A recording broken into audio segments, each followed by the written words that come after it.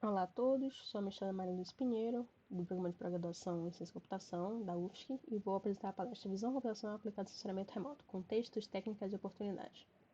Essa palestra é fortemente baseada na apresentação Computação em Nuvem Gratuita no Mundo Geo, feita pelo engenheiro mestre Luiz Coutinho Pereira Reto, da Universidade Federal do Pará, UFPA, e também da empresa Sobre Soluções em Informação. Agradeço muito a ele por ter disponibilizado essa apresentação, cuja eu vou trabalhar em cima dela, além de adicionar algumas coisas. Então, o que é censuramento remoto? Conceitualmente, Elache, em 87, diz que é a aquisição de informação sobre objetos sem que se entre em contato físico com ele. Entretanto, por uma definição mais restrita e específica, Evelyn, em 2010, conceituou censuramento remoto como o uso de sensores de radiação eletromagnética para inferir propriedades de objetos da superfície terrestre, sendo o nível de coleta de dados, satélite, aeronave ou campo, irrelevante à sua conceituação. Então agora, o censuramento remoto ele é muito mais definido pelo uso de sensores de radiação eletromagnética que objetivam inferir propriedades de objetos da superfície terrestre em específico. Mas para que serve o censuramento remoto? Nacionalmente, o Brasil ele possui um histórico de utilizar o censuramento remoto muito para monitoramento de floresta na Amazônia brasileira, sendo que, dentre diversos programas governamentais, três aqui são citados, que é o PRODES, que é um programa que objetiva identificar áreas de desmatamento, dentre outras coisas, mas principalmente áreas de desmatamento. O DETER, que se subdivide em DETER A e DETER B, que tem como objetivo a criação de alertas, alerta no sentido de que um desmatamento ou uma degradação, ela foi identificada, ela vai ser apurada e vai ser disponibilizada no sistema. Então é o que eles chamam de um sistema de tempo quase real, porque ele é muito mais rápido do que o PRODES. O PRODES ele demora um ano inteiro para poder ter um relatório anual, né? Ah, isso aqui foi degradado. O DETER não, ele corta isso para um tempo muito mais próximo de quando aquele evento ocorreu. E o Terra Class, que ele objetiva qualificar ou classificar os tipos de desmatamentos, né? Se são desmatamentos, se é degradação, se adveio de minério, ou se é corte raso, se está em um local protegido ou não protegido. Esse é o papel dele. Acima nós podemos ver os dois links, ambos são do governo brasileiro, para esses programas. E é interessante notar que a maioria desses programas eles são administrados por fundações que também são governamentais, como o INPE, que é o Instituto Nacional de Pesquisas Espaciais, e o IBAMA e mesmo o Fundo Amazônia. Para além disso, o censuramento remoto ele pode ser visto em praticamente todo e qualquer tipo de transmissão de informação. Por exemplo, a rede IP, RNP, é, como eles mesmos se conceituam, a rede acadêmica brasileira. Presente em todo o território nacional, ela oferece não apenas acesso à internet de qualidade, mas também suporta a transmissão de grandes volumes de dados para projetos científicos e desenvolvimento de novas tecnologias. E aqui na nossa esquerda a gente consegue ver o mapa mais atualizado, seguido também pela própria rede IP, das conexões e da velocidade de conexão presente hoje no território brasileiro. A gente consegue ver que a maioria, né, das capitais brasileiras possui uma conexão de 100 gigabits por segundo, sendo apenas uma conexão entre São Paulo e Fortaleza que possui a de 200 gigabits por segundo. Internacionalmente, a rede IP também está presente. Eles já estão transmitindo ou tendo conexões com Estados Unidos, Europa, África e alguns outros países da América Latina, sendo que apenas os Estados Unidos possui a conexão de 200 gigabits por segundo. Outra grande aplicação é a transmissão de energia elétrica, né? Todo o mapeamento e gerenciamento das torres de energia elétrica. Tudo isso envolve um trabalho minucioso de alocação de pessoas, alocação de estruturas, se aquele local em que vai ser instalado ele vai interferir de alguma forma com a fauna local ou a flora local, ou mesmo se é num centro urbano, se é num centro Pesiano. Tudo isso tem que ser utilizado no sensoramento remoto para poder ter um melhor manejo, para que isso evitaria trabalhos futuros. Vários tipos de mapa mostrando esse gerenciamento podem ser observados nesse link abaixo. Mas, para além disso, a gente consegue observar o sensoramento remoto em praticamente todo serviço que se utiliza de algum conceito de mapa, que necessita de mapa para o seu funcionamento. Então, a criação de rotas, a geolocalização de pessoas, um cálculo de menor distâncias entre determinados dois pontos, ou a administração de diferentes entregas, como é o caso do iFood, todos eles dependem do funcionamento remoto. Uma aplicação muito interessante para o campo financeiro do funcionamento remoto é, por exemplo, quando você tem bancos como o Itaú, eles possuem um programa de imóveis, de financiamento de imóveis. Então, eles precisam ter diversos conhecimentos sobre onde aqueles imóveis vão estar localizados, como eles vão estar localizados no espaço, para poder efetivamente decidir se eles vão ou não vão conceder um empréstimo para algum cliente. Então, aplicações de funcionamento remoto elas são muitas. E, voltando, né, aos primórdios, o Explorer 6 foi um dos primeiros satélites que objetivava pesquisar fenômenos espaciais e terrestres. Ele foi lançado em 7 de agosto de 59 e tinha como objetivo analisar raios cósmicos, geomagnetismo, propagação de rádios na atmosfera nas camadas mais superiores e fluxo de micrometeoritos. E toda a missão dele durou apenas 60 dias. E provavelmente a coisa mais legal sobre ele é essa foto aqui, que foi a primeira imagem da Terra capturada por um satélite, que no caso seria o Explorer 6. Essa imagem ela mostra uma área no Oceano Pacífico Central, iluminada pelo Sol, com sua cobertura de nuvens.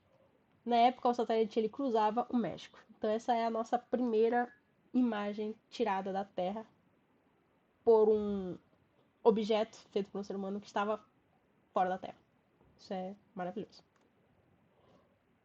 E seguindo, a gente começa a encorpar, né, esse estudo da Terra em forma de satélite com o programa Nimbus, em que Nimbus é uma palavra latina para nuvem de chuva, né? O programa de satélites Nimbus ele é uma série de 7 satélites de observação da Terra que foram lançados ao longo de 14 anos, ou seja, sendo de 1964 a 1978. E ele conseguiu capturar o famosíssimo furacão Gladys, como visto nessa imagenzinha, em setembro de 1964. É importante frisar que tanto os satélites Nimbus quanto o Explorer 6 são ambos da NASA, são ambos estadunidenses. Com o passar dos anos, nós temos nosso cenário atual, né? Em que existe uma quase infinidade de satélites para os mais diversos objetivos, com as mais diversas capacidades, com os mais diversos preços também, né? Nem todos os satélites, na verdade, a grande maioria deles são de acesso pago, justamente porque já está chegando ao imageamento no nível de submetro. Então, já estamos chegando ao nível do pixel tamanho de centímetro. E nós temos satélites que objetivam estudar fenômenos climáticos, fenômenos meteorológicos, fenômenos oceanográficos. Objetivam estudar classes de cobertura de solo e cobertura de terra, que seriam mais ou menos assim. O objetivo é imaginar objetos no solo em si, né? Então, alvos que estejam no solo, tem satélites que capturam imagens da Terra à noite. Então, assim, existe praticamente qualquer tipo de objetivo a ser estudado, você consegue achar hoje em dia um satélite. Existem satélites que foram feitos para imaginar um único país. Existem satélites que são de vários países, existem satélites que são multispectrais, hiperespectrais, uma infinidade. E aqui a gente tem um resumo de dois famosíssimos satélites que têm acesso gratuito, que é o programa Landsat, na minha esquerda, e o programa Sentinel, na direita superior. O Landsat, à esquerda, ele é um programa americano, né? Programa antiguíssimo, começou em 73 e está presente até hoje, com a resolução espacial de 30 metros, ou seja, o pixel dele na Terra equivale a um quadrado de 30 por 30. E ele vem imaginando a Terra há quase 40 anos hoje em dia, e é fonte de muita pesquisa. Já o Sentinel, ele já é da ESA, ou seja, ele é um satélite europeu. Ele começou apenas em 2016, então ele é muito novinho. E ele tem vários, não porque o Sentinel-1 ele foi seguido do Sentinel-2, não é exatamente isso, mas é porque às vezes cada um deles tem um objetivo diferente. Por exemplo, o Sentinel-1 ele não imagia de forma ótica, ele imagia de forma, ou seja, ele não imagia, né? Ele captura informação de radar. Então esse já é um que a gente chama de imagem de radar, que é diferente de imagem ótica. Aí já o Sentinel-2 já é imagem ótica. Aí o Sentinel-3 já o objetivo é estudar oceano, então já tem bandas específicas para estudar água, por exemplo. E os Landsats? Aqui a gente tem um resumo de toda a trajetória do Landsat, desde o primeiro até o nono que já foi lançado. É interessante observar que o Landsat 6 ele só tem a data de lançamento porque ele explodiu na decolagem, então ele foi o que não foi. Ele foi o que mais se perdeu. Mas um dos grandes heróis da família Landsat é o Landsat 5, que ficou de 84 a 2013 firme e forte. E teve momentos em que o Landsat 7 ele começou a dar problema e a gente estava usando imagens do Landsat 5 ainda, porque o Landsat 7, quando o satélite já está em órbita, é muito assim, extremamente difícil de fazer manutenção. Então. Mas aqui está um resumo da história dos Landsat. Esses sim, cada um deles não tem um objetivo específico, todos eles têm um objetivo geral de imaginamento óptico. E aqui a gente pode ver, por exemplo, no Landsat 4, uma imagem do MSS. MSS é o tipo de sensor, nesse caso é o Multispectral Scanner. Landsat 5 TM, que é o Thematic Mapper. Landsat 8 OLE, que é o Operational Land Imager, ou seja, esse seria, no caso, um sensor específico para imageamento de regiões de terra. Então, ele quer observar classes de cobertura que estejam em terra, não que estejam em mar, por exemplo. E um exemplo do Sentinel-2 MSI, que é o Multispectral Instrument. Eu não sei se dá para notar, mas o Landsat 8 usa uma resolução de 30 metros, que é 30 por 30 cada pixel dele. Já o Sentinel-2, cada pixel dele pode variar de banda para outra, mas normalmente se normaliza para 10 metros. Então cada pixel dele tem 10 por 10 metros. Ele já tem uma resolução muito maior. E aqui a gente consegue ver um sumário de algumas tools, algumas ferramentas GIS, que seriam ferramentas para estudo geográfico.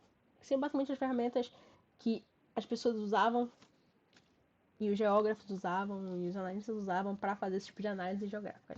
Um grande famoso é o QGIS, mas existe o ArcGIS, o ENVI, o Ecognition, Cosmo, o ERDAS, tem o TerraLib, que é brasileiro, tem o GEDAL, GeoTools, GRAS, GIS e até mesmo a linguagem R. Mas vamos para a matemática da coisa, né? Quanto pesa, entre aspas, né? Qual é a necessidade de armazenamento de imagem só para o estado do Pará? Se a gente considerar o estado do Pará e a gente conseguir subdividir ele em 40 grids, e cada imagem tem cerca de 0,7 GB de dados, e existe uma nova imagem a cada 16 dias em cada grid, isso para o Landsat, né? A cada 16 dias nós teremos 28 GB de imagens, e a cada um mês 56 GB. Então, para imaginar só o estado do Pará, por ano seriam 672 gigabytes. Como a família Landsat, considerando que a família Landsat teria 33 anos, hoje em dia a gente tem muito mais, né? Mas considerando que apenas 33 anos de imagens, a gente teria para imaginar só o estado do Pará durante todos esses anos mais ou menos 22 terabytes de imagens. Então a pergunta é: como processar tudo isso usando o computador pessoal? A resposta mais simples é: não há como processar isso usando o computador de uso pessoal. É inviável. Na verdade, existe modos, né? Mas é inviável. É contraprodutivo fazer isso. Então, hoje em dia, como toda essa quantidade de informação é processada? Em nuvem. Geralmente utilizando técnicas de machine learning. E um desses grandes um grande divisor de águas para esse tipo de estudo foi a plataforma Google Earth Engine da Google, em que ele disponibiliza imagens de satélite, justamente com os seus algoritmos, para criar resultados e produtos relacionados ao mundo geográfico. Aqui está um printzinho da página inicial deles, é bem legal. E aqui está a plataforma em si. Ela é meio feinha, é verdade, mas ela é muito poderosa. Basicamente, tudo que é processado aí é feito em paralelo e é feito em nuvem. Tanto que eles utilizam a linguagem JavaScript, só que é uma linguagem modificada, porque todo o objeto que é manuseado nessa plataforma, ele não é local.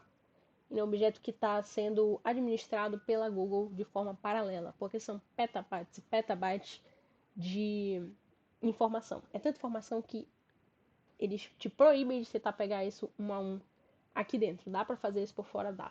Mas aqui dentro não dá. Aí vocês podem acessar, é totalmente grátis. Existem vários tutoriais, é bem legal. E de posse daquilo, existem muitas aplicações, até mesmo aplicativos feitos por usuários e pesquisadores. Como é o caso do Night Light Trends. Que basicamente ele imageia as dinâmicas das luzes que são ligadas nas cidades durante a noite. Se você apontar o seu celular para esse QR Code, ele vai te direcionar para todo um tutorial para você ter acesso ao Night Light Trends. É muito legal. Geralmente as pessoas conseguem fazer aplicativos, né, usando o Google Earth Engine para outros usuários e outras pessoas observarem as descobertas e análises que os pesquisadores fizeram.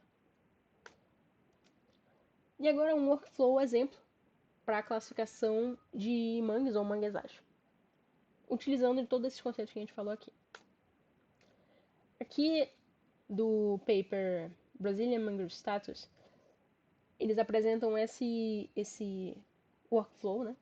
Que a gente tem em azul toda a parte de criação do mosaico, que seria a criação da imagem em si, né?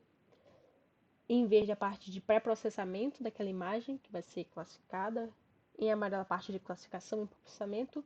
E em vermelho e coral a parte de avaliação dela e disponibilidade. O que a gente pode prestar atenção aqui são em dois passos muito familiares para a nossa disciplina de Data Mine, que seria o passo 7, que é a utilização do caminhos para a clusterização, e do Random Forest para a parte de classificação em si.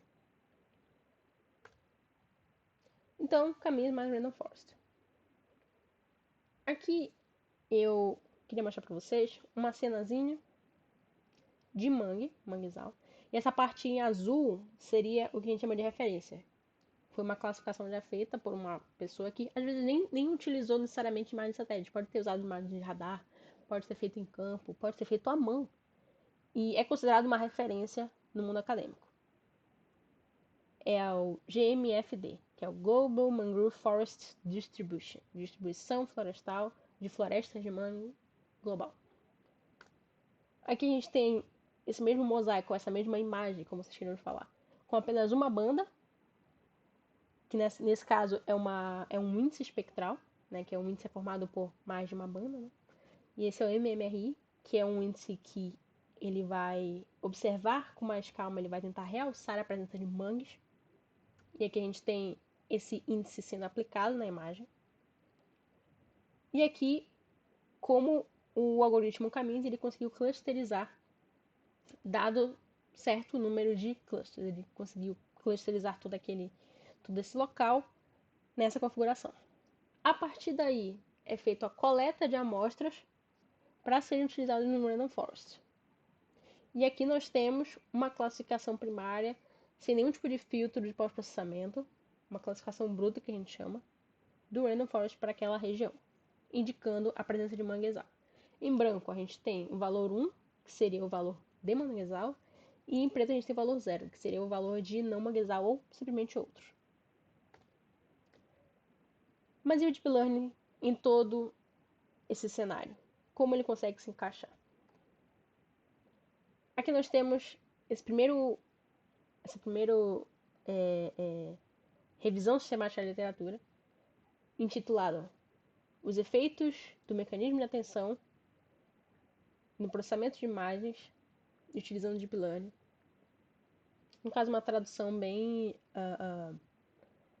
artística, né? Mas ele tenta mapear, né? E no caso, avaliar todos os artigos já publicados que se utilizam de mecanismos de atenção em técnicas de Deep Learning para nesse contexto de sensoriamento remoto, né? Então a gente já tem não apenas Deep Learning, mas a gente já tem subtécnicas dentro do Deep Learning sendo utilizadas. Outro grandioso review, Machine Learning and Deep Learning in Remote Sensing and Uber Application. E outro, Remote Sensing Image Scene Classification meets Deep Learning. Challenges, Methods, Benchmarks and Opportunities. Então é possível a gente ver uma grande variedade de aplicações do Deep Learning para o sensoriamento remoto óptico. E aqui nessa nossa imagem a gente consegue ver, essa imagem foi cedida do paper Benchmark Analysis of Representative Deep Neural Networks Architectures. A gente consegue observar aqui vários algoritmos de Deep Learning e a relação entre acurácia e complexidade computacional em JFlops ou gigaflops. Quanto maior a bolinha, maior a complexidade computacional. E como a gente soube nas nossas aulas, nós não queremos algoritmos muito complexos computacionalmente, porque eles tiram da flexibilidade do modelo, né? Então a gente consegue ver que o Deep Learning ele pode sim se encaixar muito bem no sensoriamento remoto. Inclusive é uma área imensa, existem muitas coisas para serem feitas, existe necessidade de muitos pesquisadores e a gente tem dado para todos os gostos, de todos os tipos, e as pessoas estão trabalhando cada vez mais para conseguir estudar aqueles dados de forma mais eficiente, porque quando acontece o imaginamento ou a classificação de um tipo de floresta, um tipo de área urbana, a gente não está simplesmente vendo a progressão de água, a gente está vendo várias transformações sendo feitas, transformações econômicas, transformações sociais, transformações culturais. Tudo isso se reflete no meio físico e no meio espacial. E aqui, como essa aplicação ela teve como base uma aplicação feita pelo Luiz Cortines, eu tomei a liberdade de linkar eles com os cursos da empresa dele, que são cursos maravilhosos, muito bons, e também com o YouTube da empresa dele, que também tem vídeos muito legais e vídeos introdutórios e que vão explicar mais a fundo.